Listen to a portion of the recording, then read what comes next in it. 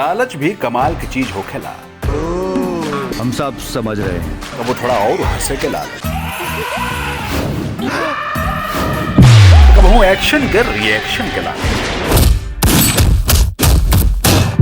कब वो ड्रामा करेगे, मारा गोली बंद हो गई बोली, कब हूँ ड्रामा देखे के लालच, जौना दिन हमार हट गई समझ ले कि तोर फट गई, कब वो शर्माएगे तो कब हूँ प्यार जताएगे लालच, हमरा से ब्याह करबा?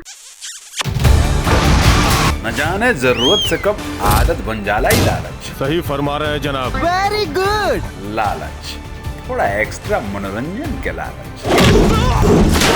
Wow, that's great. सच बहुत कमाल के चीज भाई लालच।